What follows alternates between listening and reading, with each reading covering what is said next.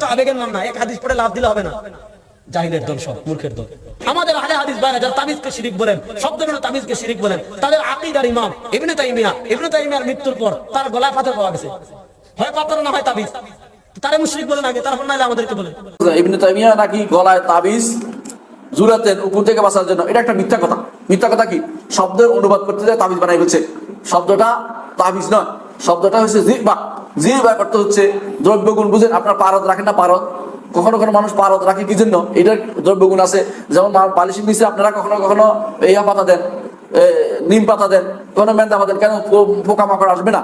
ইবনে তাইমিয়া রাহমাতুল্লাহ আলাইহি, তার কোনো স্ত্রী ছিল না, বউ ছিল না, বাচ্চা ছিল না, তার মাথায় আশ্রয় কেউ ছিল না, চুল ছিল, চুলগুলির মধ্যে সারাদিন উকুন পড়বে, এই জন্য তিনি এটার মধ্যে জিবাক রাখছে মাথার ভিতরে লটকে, যাতে করে ওই উকুনগুলি পড়ে যায়। এটা তিনি ওই তথাকথিত তাদের ওই ইয়ার জন্য আসে না, এটা দ্রব্যগুণ। দ্রব্যগুণ গ্রহণযোগ্য ইসলামে।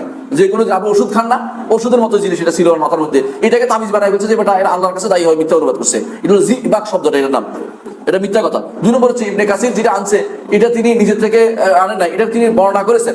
একজন বর্ণনাকারী, এটা দেখুন আপনারা ওখানে দেখবেন, একজন বর্ণনাকারী যিনি মুআররিখ ছিলেন, মুআররিখ থেকে তিনি বর্ণনা করেছেন অমুকে এটা বলছে, হিসেবে আনছেন। ইবনে কাসির নিজের ওস্তাদের কাছে নিজের সরাসরি কথাটা বলেন নাই, এটা একটা মিথ্যা কথা বলছেন। তাবিজ এখানে নাই, এখানে তাবিজ অর্থ শব্দও নাই, তাবিজের অর্থও নাই, এটা ইচ্ছা করে তাবিজ অনুবাদ করছে, কেউ ভুল অনুবাদ করছে।